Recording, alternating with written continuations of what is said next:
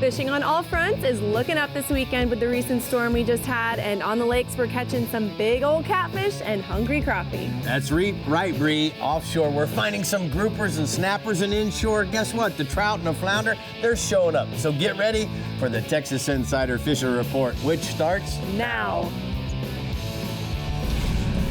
Welcome to the Texas Insider Fishing Report. Presented by Yamaha.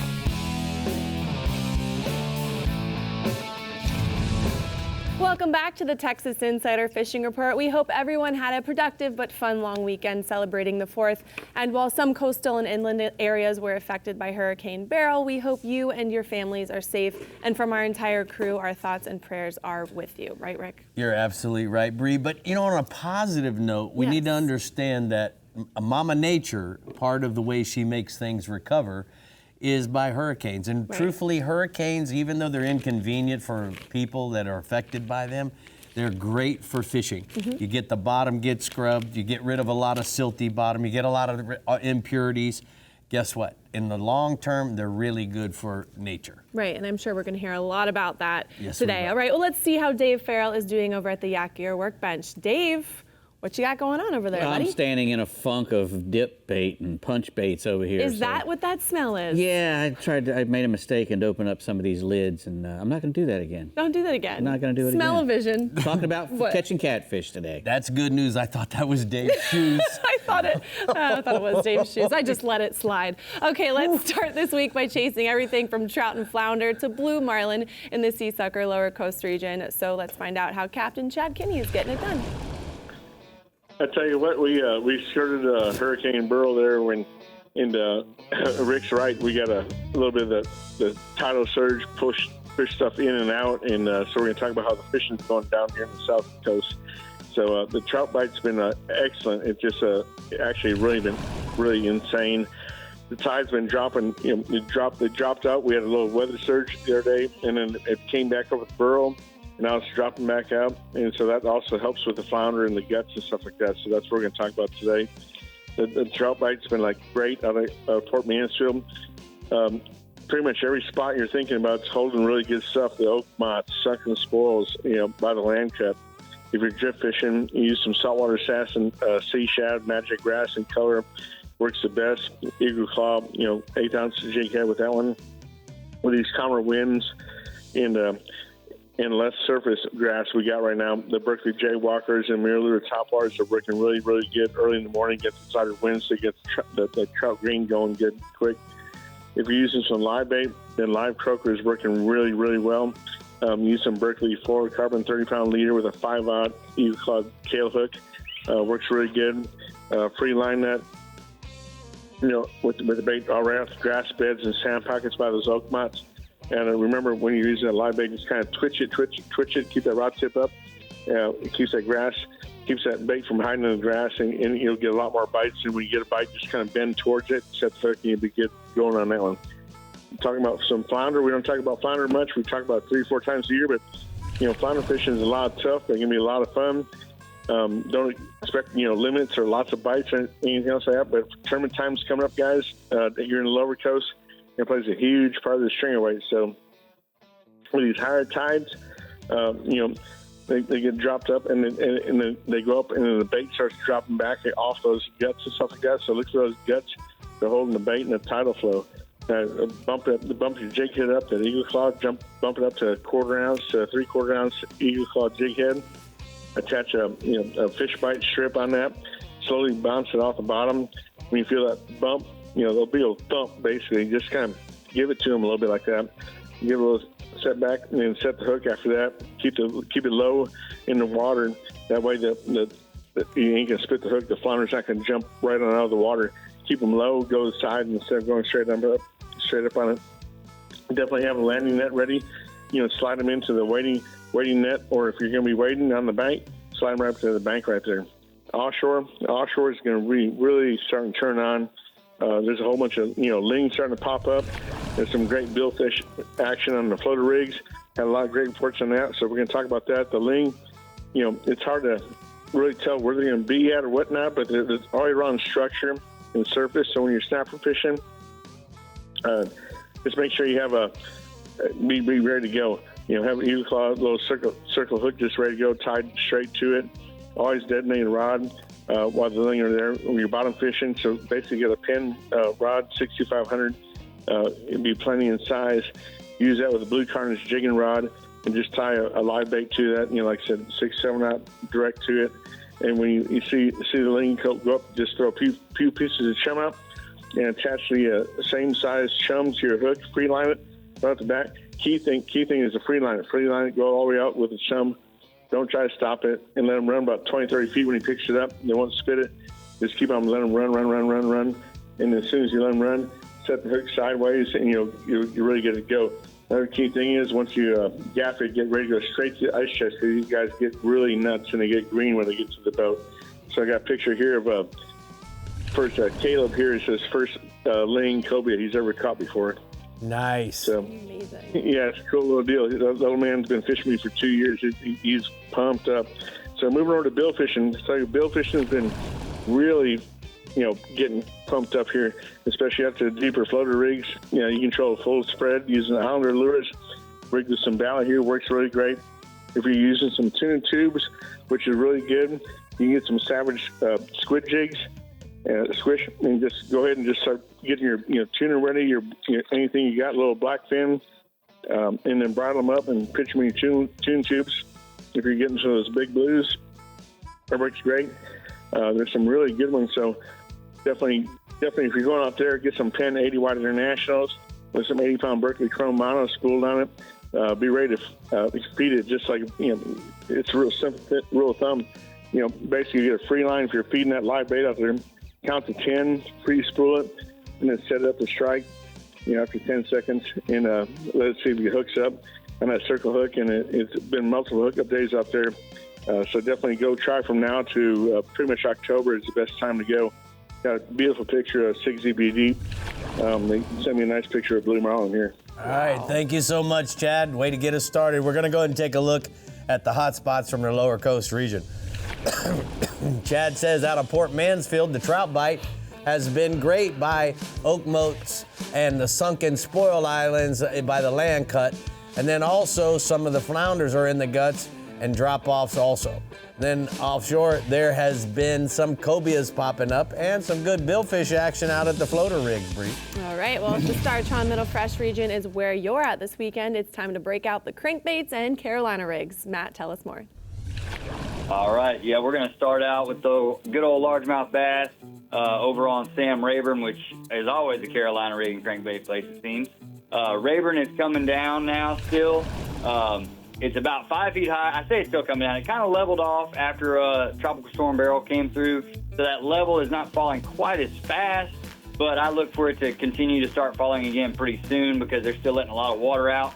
You're going to want to look offshore in that 10 to 20 feet depth range on the outside of the flats and points for the bass there.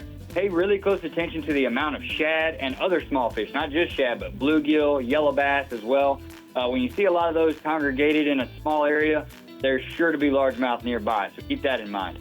On those crankbaits, use a color that matches any of those three bass favorites. That's an excellent choice. And then for your Carolina rig, you're going to want to use shad style bait on that one, which is a good bait fish imitator. Even though it's called a shad, it imitates a small yellow bass or a bluegill quite well also. And usually sticking to the watermelon colors is hard to beat on that one. All right, now we're going to jump over to Toledo Bend. The lake is fishing really well right now. Toledo's really been putting out a lot of good fish lately. Water level has continued to come down pretty quick. Just like Rayburn, though, it kind of leveled off a little, maybe even rose just a touch with Tropical Storm Barrel, but it's going to start falling again really quickly. Lots of bass are being caught, and a surprising number of big fish as well. This time of the year, normally a 5 to 7 pounder is a really big fish because the fish are thin, it's July, they're a little more lethargic and things like that. But I can't tell you how many pictures I've received lately from my buddies out there catching lots of big fish. There was even a 12-pounder caught this week. I mean, a 12-pounder in July is a giant fish. There's no telling what that fish would weigh in the springtime. As far as where to find them, they're holding about 10 to 20 feet of water this week, and they're primarily using the points. That water level has been dropping quickly, so the fish are using those points to transition out from the shallower areas where they've been hanging out into that deeper water, and they're really bunching up, and it's been making for some great fishing. The Bass Assassin tap-out worm is a great one right now, and then your Berkeley crankbaits are really tough to beat as well. Just choose a model that's going to get to the bottom of the depth you're fishing and grind that thing into the bottom pretty fast, ready to retrieve for a good aggressive strike. And talking about those big fish, I got a photo here for you of my good buddy Cole Pickett holding up a 7 and a 9-pounder he caught in the same day here on Toledo recently. Just an awesome deal there. Good Great job, day. man. That's a great day. All right, tell us about the white bass. Yep, we're going to talk about some white bass, hybrids, and a few stripers. And we can't start out that deal without talking about Lake Livingston. Livingston is absolutely full of white bass, and it's always good for that. Lately, it sounds like they're darn near jumping in the boat there. There's been a lot of water running through the lake. I'm sure a lot of people have heard about the potential damage to Lake Livingston Dam from all the water going through, but so far the dam's holding out just fine, and all that current's making those white bass really feed. 10 to 20 feet of water is the number. They're even coming to the surface at times. So keep your topwater baits handy, and then if they're down, jig and spoons are great for that. They're an all-or-nothing fish, so get around them at the right time, especially morning and evening, and have a good time when they're on. Now going up to Richland Chambers, Mr. Thurman Selman there tells me that the whites have become a little more scattered on Chambers. He says, but the hybrids have still been a really good player, and they're big and fun to catch. So he says that bite's good using shad around Windsock Point, 309, and Pelican Island. And then we're going to go over to Lake Granbury, one I haven't talked about in a while, but it sounds like Granbury is really putting out the whites and the stripers right now a little better than most lakes. The whites are schooling some up on the surface, chasing the shad around in open water, so keep your eyes and ears peeled for that one. They're also being caught trolling baits out above the thermocline in about 15 to 20 feet of water, or 15 to 20 feet down above the thermocline. Stripers are also being caught there, trolling as well, using umbrella rigs, and then casting live shad down near the lower end of the lake. All right, and last but not least, going to swap over one more time. We're going to talk about the crappie real quick. And I'm going to lump Toledo Bend and Sam Rayburn together for this one because, you know, those lakes are close together. They set up similar, and their ports are just so similar. I'm just going to lump it together. Crappie are out in 18 to 30 feet of water right now. They're hanging around the timber in the lakes, and then the bridge pilings are always good. The crappie love vertical cover that comes up close to the surface, so keep that in mind. They're holding about 8 to 15 feet down, and jigs casted to them has been the best bite. Monkey milk has been the best color, and then live minnows are always great too.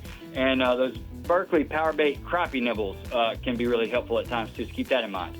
And I'm going to leave you with a photo there of the Gilder family on their annual 4th of July trip with me holding some nice slabs. Nice. Thank you so much, Matt. Way to roll through it there, bud. The Rodan Marine System hotspots.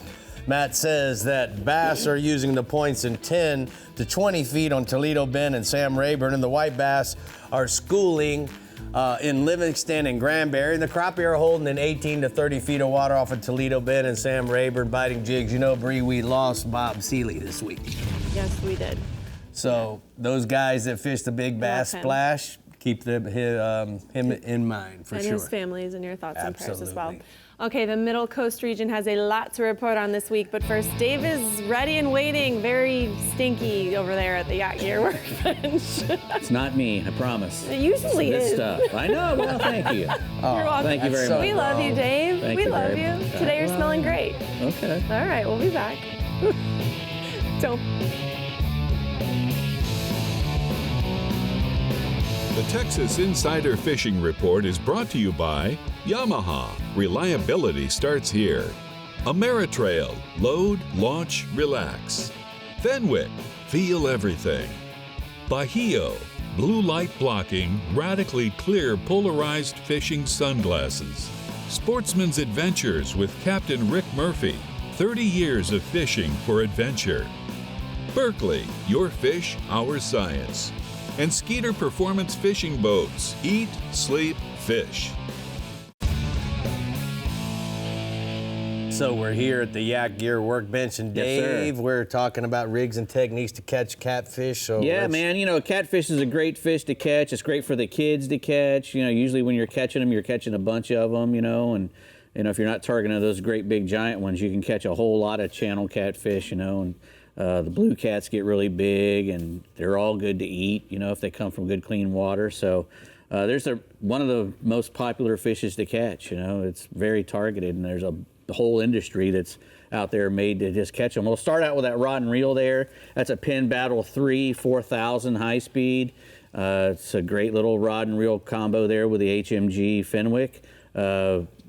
Just a really good combination. The HMG is a high modular graphite, 24 ton graphite, tailored foregrip for a better feel. The finger's right on the blank if you want, and the reel seat fits nice in your hand. That's a 7-foot medium heavy fast, so you can catch big fish with it. Right. Half ounce weight up to a 1.5 ounce weight, which is what you might need, if the wind's blowing and if you're drifting or anchored up, Right. You're gonna have to do both those things a lot of times to catch catfish. And we got two different kind of rigs down there. This is called a Santee rig. It's got a float on it that keeps your circle hook or your Kale hook up above the bottom, keeps it out of the bottom. And you can use that if you're anchored up, or with a regular old bank weight, a 3-way swivel. You don't have to have that 3-way swivel. You could use a dropper loop, right, and cut one corner and tie your hook off there if you'd like. But that's a traditional way to do it, was with a 3-way swivel. I like it. Yeah, and this you can either put that out and let it sit, or you can if you're out in the wind and you're wanting to drift while you're fishing for blue cats with a big shad on the end of there. Right. You can use one of these type of weights which will drag along the bottom and not get hung up. So we're using a circle hook on this rig also? Dave? I like to use circle hooks for catfish.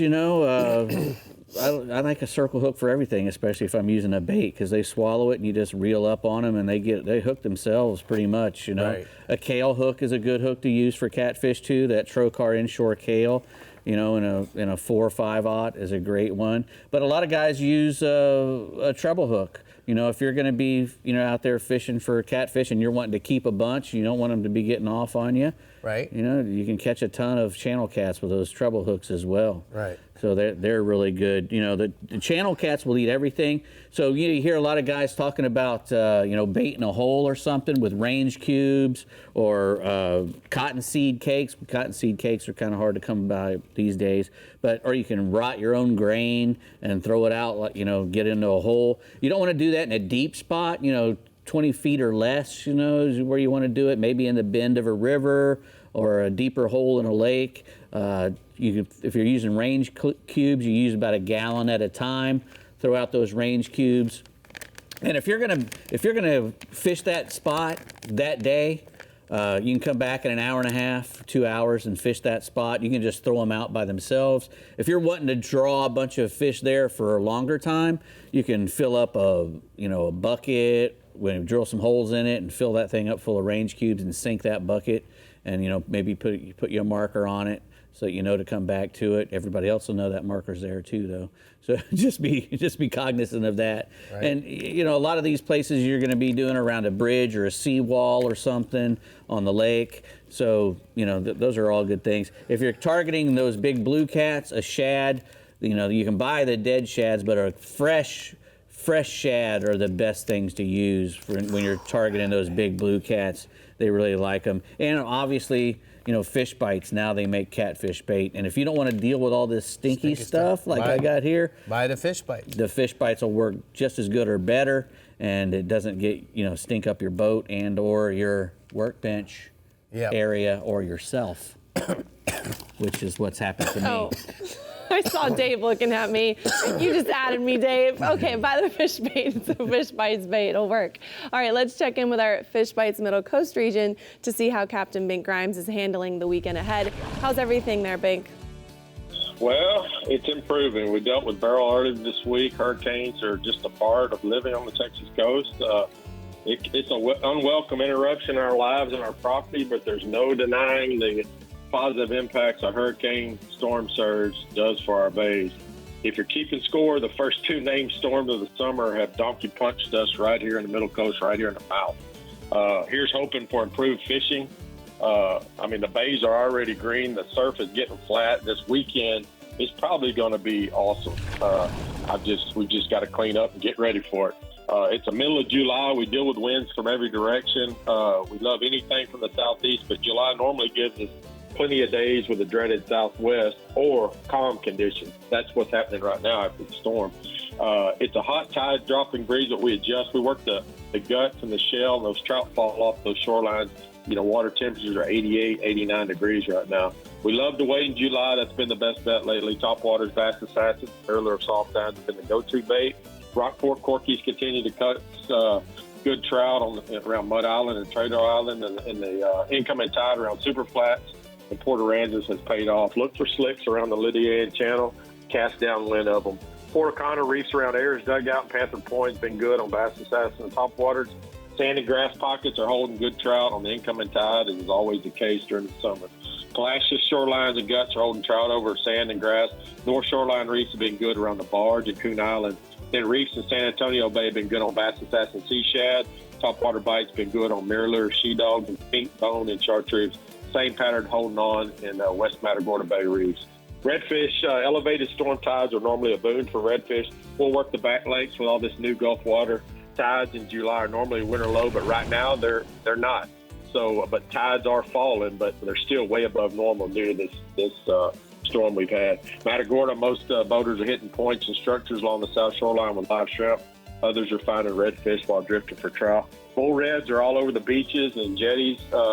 Conditions in the Gulf, are calm. Guys on foot are tossing big chunks of crab and mullet in the first gut at high tide. Jetty anglers are working the ocean side.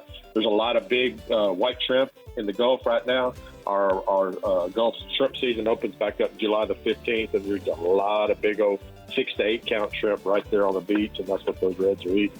Photo there, that's a bull redfish caught in East Matagorda Bay. It was left as a remnant from the last storm a couple of weeks ago. That was Alberto, and I can just bet this weekend there's going to be a bunch of those in East Bay again after Burl, because it opened Brown Cedar Flats in East Matagorda Bay, and nothing but hard rolling Gulf water came through the bay. So I bet there's a bunch of big ones in there. Guy Michael Tebeka offshore. He's trying to get up a swordfish trip for tomorrow, 80 miles out.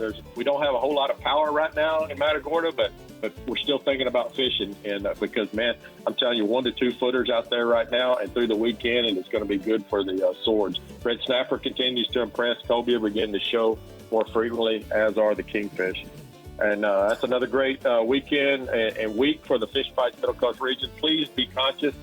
Protect our fragile speckled trout fishery. Conservation takes all of us to deny ourselves and do what's best for the fishery.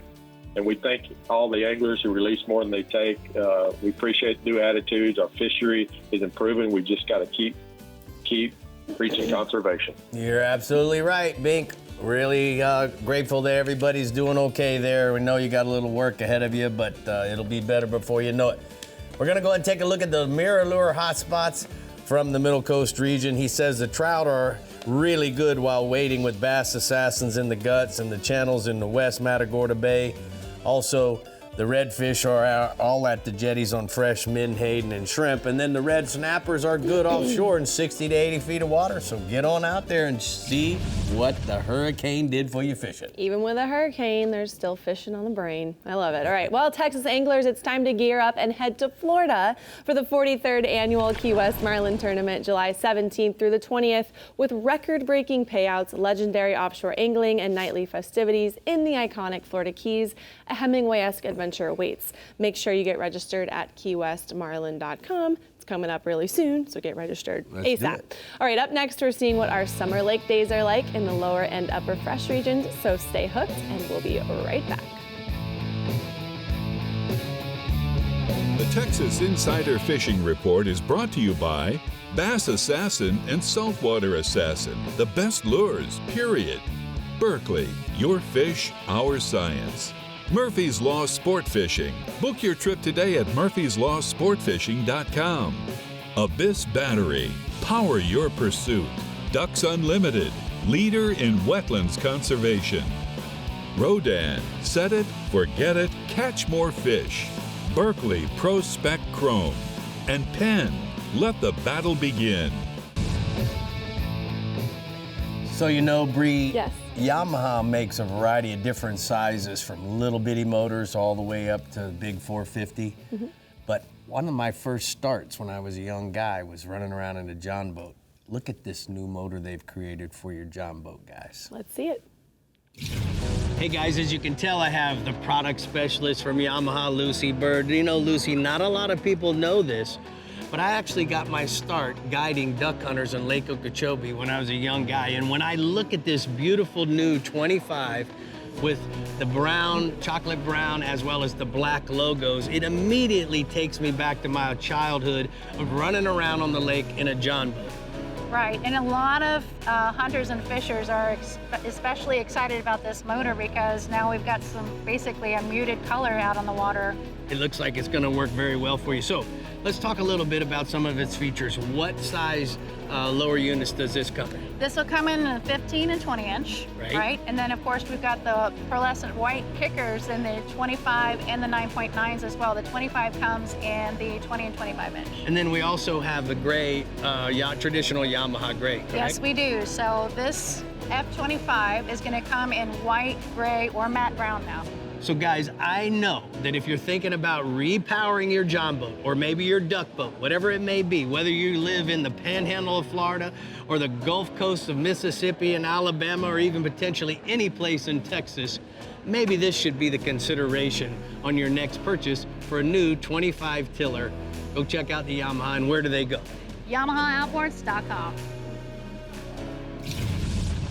Yamaha has something for everyone. They certainly do. They certainly do. All right, we're fishing the lower fresh region at sunrise and sunset, so let's hear from Matt Reed how we're handling the heat and some low lake levels. Let's catch him up, Matt.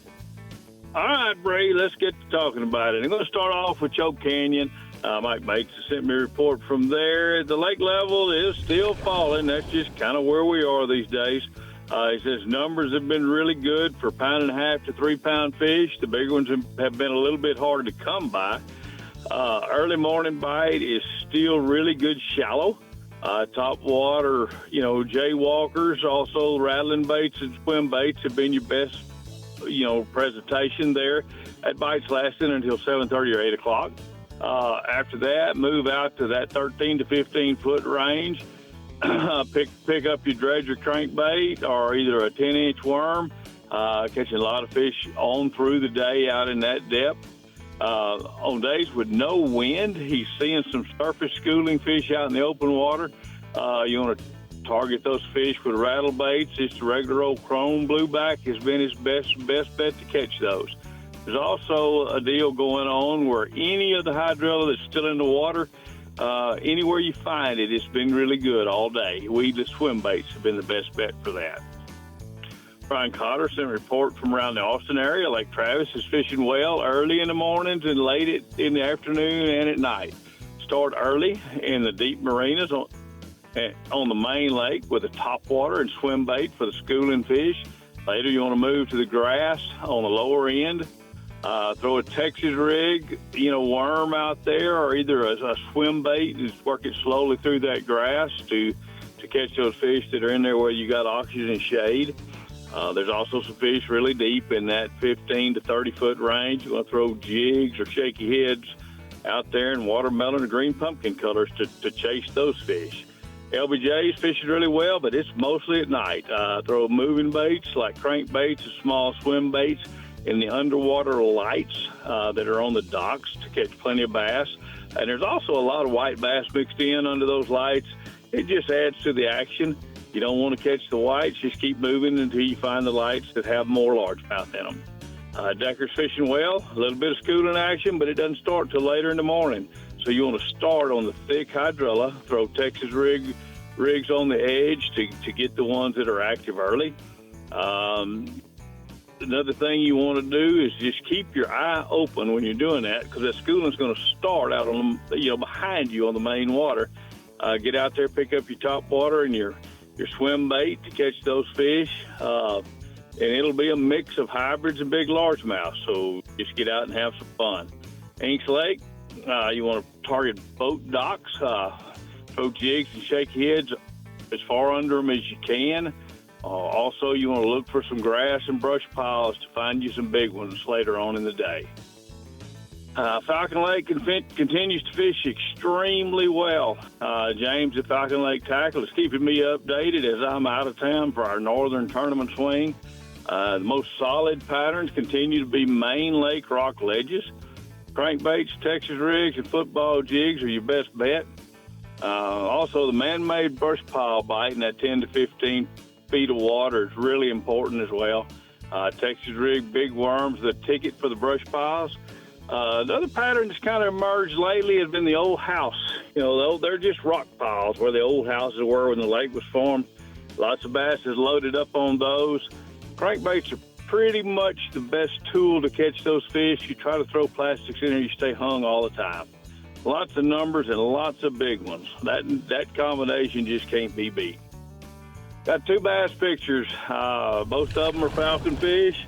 One from one of James and his buddies the other day, and one's a picture of mine from a little while back with one of my clients. So I can't help but love the big ones. Tell me about the catfish, Matt. All right, Ram Reyes sent me a report from Falca. The trophy cats have been anywhere from 8 to 20 foot of water around structure. Live bait like tilapia or shad are the key. Keeper cats are in 3 to 10 feet of water using shrimp and stink bait.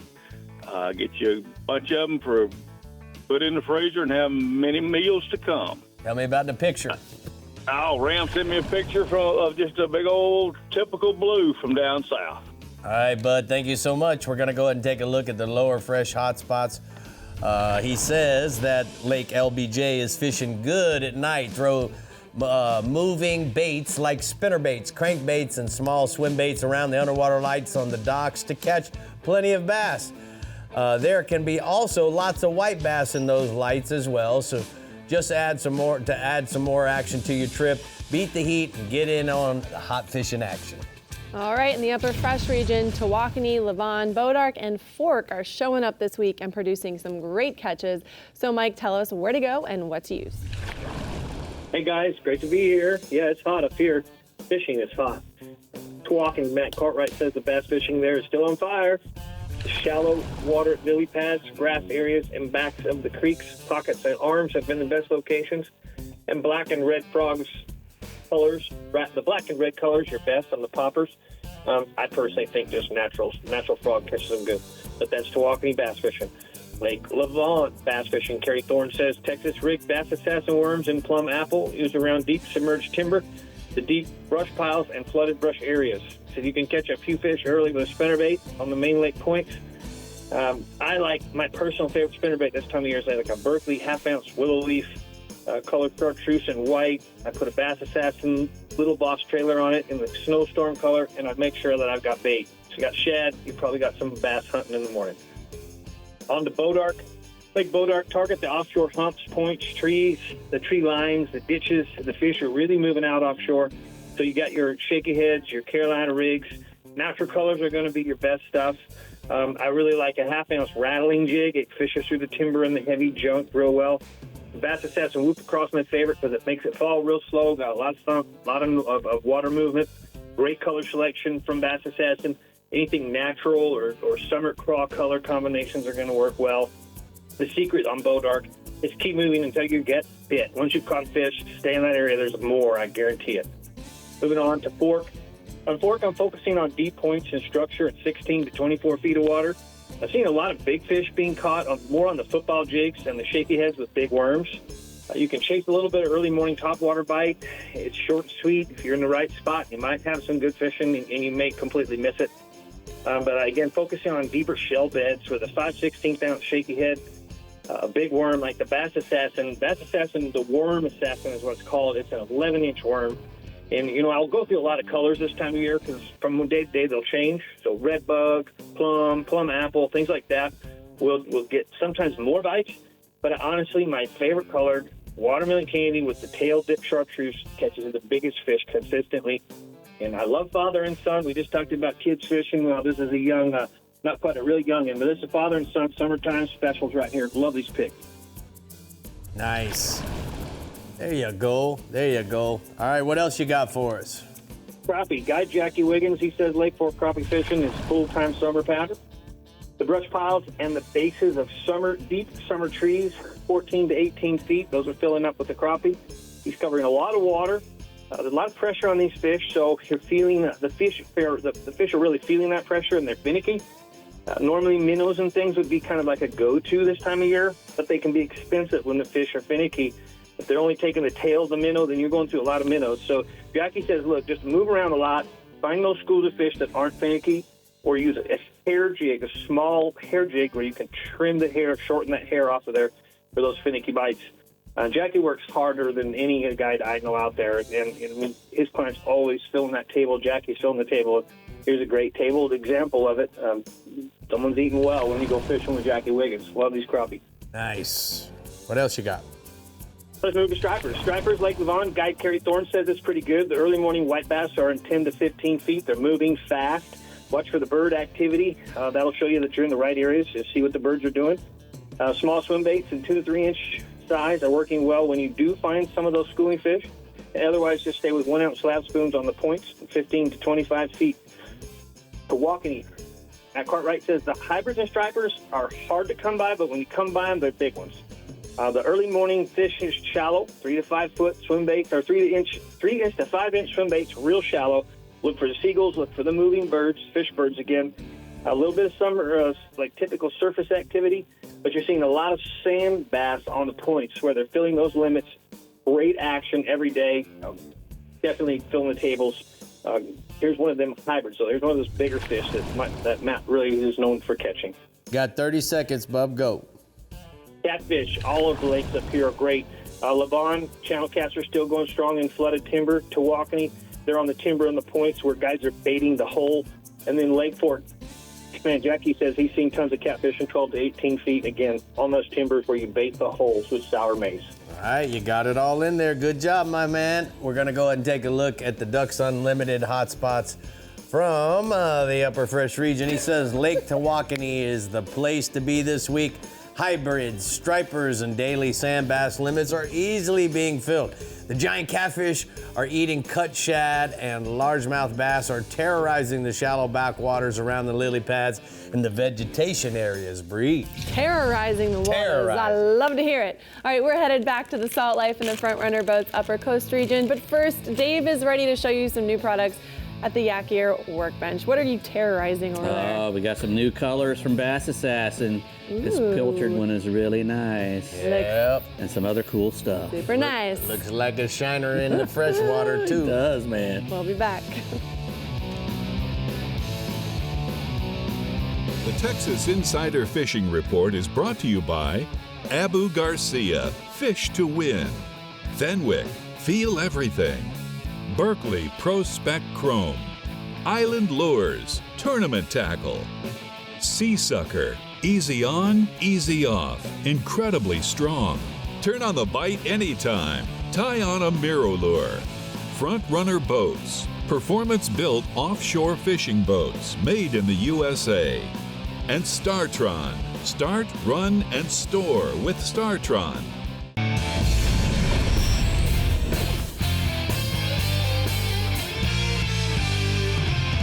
Today's Power Pull tip are about all the new enhancements to the Power Pull Charge power management station. We added new hardware and stronger relays in it to make it more durable for you out on the water. The latest free software updates improve the on-off feature, so when you don't have the ability to plug your charge in, you simply turn it on and off in the app.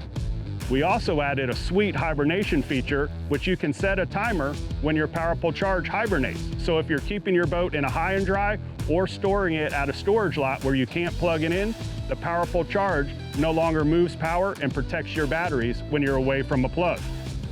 We enhanced the engine slider priority, so if you have a lot of 12-volt accessories running, you simply move that priority over to the engine side, and we will charge and hold your engine battery higher than ever before, so you can run multiple fish finders, live wells, and all those other accessories you added to your boat. We also integrated with Garmin, so you now can see your charging priority all day long, right from your Garmin MFD. You can choose where you want the power to go when your engine's running. You can also initiate an emergency start should your outboard not be able to start right from your Garmin Fish Finder. All these new features are all laid out on the PowerPull website, so go to powerpull.com to learn more, and that's your PowerPull tip. Well, it's time for the Taco Marine new products here at the Yak Gear workbench. You know, Dave, Scientific Anglers created some really cool boxes. Those are really to nice. Store our flies. That's the Scientific Angler boat box. It comes in 2 different sizes, the XL where you got your hand there, Yep. and the large, the smaller one.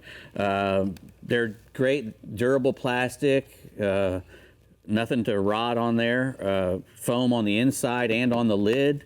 Perfect home for all your articulated streamers and bass poppers and whatever you want to put on there, whatever kind of flies you're wanting to use. This thing will hold a ton. The extra large holds 200 flies, and the large one holds 150 flies. Right. So, you know, you're never going to have to worry And about it. that's tarpon flies. You know what I mean? If They're you big. wanted to go offshore, it's going to certainly hold less flies. But then you could take this little box and have one for permit, and one for redfish, and one for sea trout, and one for wherever you decide to go. Yep. It's got so really- many of the fellas from Texas love to go down to the Yucatan and go bone fishing. Right. You could build your own bonefish box. Yep. Really great. They got the real nice locking latches on there, so Yep. you don't have to worry about it flying open Right. at any time that you don't want it to. So go to scientificanglers.com and get you one of those. Next, we have the battery tender. This is a trolling motor plug. We call it a trolling motor plug. You could actually use it to plug just about anything that you wanted, any kind of electric reel or navigational electronics, anything you want to take and move in and out of the boat. This is a perfect plug for it. It's stainless steel with silver-plated copper contacts in there. It's just one of the really best ways to have something where you want to move it in and out of your boat, or just to keep it all the time, because the way it locks in there, it's provides a really good positive connection that won't vibrate. Watch this, guys. Yeah. It really, you just, as you turn the knob, It just gets tighter and screws in, tighter. Right. And then you turn it to where it clicks. Yep. Now it's locked. Yep, it won't vibrate loose, and it keeps water out of there. And you can either connect it in the L shape like it is right there, or you can use this little hardware that they give you with it to make it come straight out. Depends. It just depends on how your boat's set up and how much space you have and whatnot. It also comes with a nice little doodad like this that when you don't have something in there. Yeah, that cover goes on like this. Right. And then it just simply keeps the water out. Yeah, I Just put the it water on wrong. Yeah. Goes in like this. Like this. Yeah. Ding dong. The doorbell's ringing, just nobody's home. There you go. Like that. Yeah. I've used this plug and I love it. Yeah. It works very well. It's the one that's on my boat, actually. Yes, sir. So next we have the Sea Sucker, the switch. Where do we go to get that? Oh, I'm sorry. BatteryTender.com? Yes, I believe that is correct. BatteryTender.com. Okay. Next we have the Sea Sucker, the switch tool holder. Allows easy access to, all the tools and stuff that you need right away, pliers, cutters, whatnot. You can either put it in these molded areas, or they have these really hard magnets right here. This thing sticks right on there. Yeah, those black little things are magnets, hold knives, hooks, lures. Even has a leader spool thing on there. You can put your 20-pound with a leader. spring loaded. Correct. You can put your leader right on there and pull it off. It mounts anywhere. It can be vertical or horizontal. It has a little lever in there that you can you have to take it all the way apart to put it the way you want it. Cool. So, yeah, and it comes with that powerful Sea Sucker vacuum technology that keeps it in place once you put it there. And you can hang lures on here, hooks, whatever you want to put in there. It's just a really nice little thing, the switch tool holder from seasucker.com. Nice. And good job, Sea Suckers. Last but not least, we got these 2 new colors that you wanted to talk about from Bass Assassin, the Pilchard and the Slammin' Shad. So the first one we'll talk about is the Pilchard. Yes, because I'm very excited about that Pilchard color. Comes in all the traditional shapes. You get a 4-inch sea shad. The little P&V, the Artemis shad, the SW shad. Look at that thing. It's just saltwater shad. It's just gorgeous. And then the other color, the other is the Slammin' Shad. So the guys that love to fish on the surf and along the beaches, right? This looks like somebody bouncing along. And it looks kind of like a shiner too, if you wanted to fish that in bass. Never enough time, damn it, Dave. Bass Assassin. Just couldn't get past the switch right there. That really satisfies my organizational needs. Oh, there you go. I love it. All right, the Front Runner Boats Upper Coast region.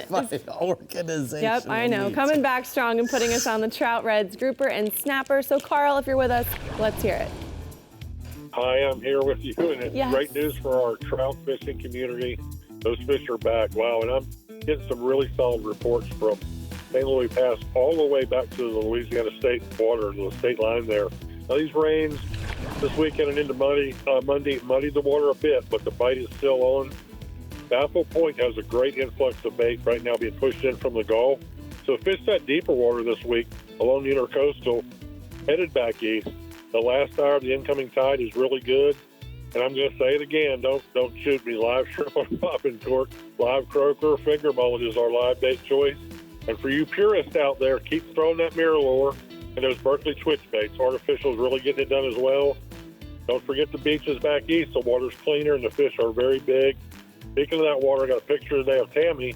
Look at that nasty water behind her, and she caught a beautiful 28-inch trout, Rick. Wow, that's a cool fish there, dude. Look how tannic he is. All right, what else you got? So the redfish, they're nearly everywhere right now. You find bait, you're going to find schools of those size reds. They've been holding around 3 to 4 feet over on the oyster reefs, over in Old River Cove down to Pleasure Island on that side of Sabine Lake. Has a nice fish as well right now. Plenty of bait. Big schools of shad are back in the area. And if history repeats, the big reds will be there for weeks smashing top water. And that bite becomes epic, as you know. The big bulls are still out front. I know we report on them weekly, but until that action slows down, I'm going to keep telling you. Cut bait, whole live shad is your best bet over there. Inshore, you can free line the shrimp with a small split shot on Berkeley Vanish leader with that 3-aught Eagle Claw treble. And top water's heating up. I stick to the Shop 090. I have a picture today of Eddie with a very nice redfish. There you go. All right, let's go offshore, bub. Okay, offshore, let's talk about grouper. The Upper Coast has some great grouper spots. And it's one of my favorite fish to target. That big Warsaw grouper is a challenge from start to finish. From picking the right spot to the bait, current, drift, it all goes on, and it's not easy. Let's see if we can go through a few of my musts tonight and see if it helps at all. Okay, the spot, I'd say 350 to start, not any shallower. There are shallower spots, but you're really killing your percentage. 350 to 750 is a range I like to stay in. Big structure is a must. Big fish like big structure, big rocks. Deeper water oil platforms, they live around those legs, as you know. Now, slower current will always help you. Get on the spot and stay. That's where your Rodan earns its money. Now, bait, let's talk about big bait. Large hardtails will work. I prefer a whole bonita. 4 to 5 pounds is not even too big. Now, let's bounce over gear. My 50-wide 2-speed pen, I can pull them out of the structure, but I would never go smaller. 80-wide probably preferred with at least 150-pound mono or braid. I hope these tips help you land a giant, guys. Like Mario and his dad here in this picture landed one last year. Nice. All right. Tell me what else you got about to snap us quickly. Oh, so I'll confirm the report last week. Go deep. 160 to 200 foot spots. Beautiful fish, 20 to 30 inches. They are hungry. The smaller fish are in closer. Don't even waste your time. Fish with cut, squid, whole sardines. That's on the menu. The bigger fish were suspended. I was at 160 foot. The fish were from 50 down to 100. Coming up from the bottom, chasing bait.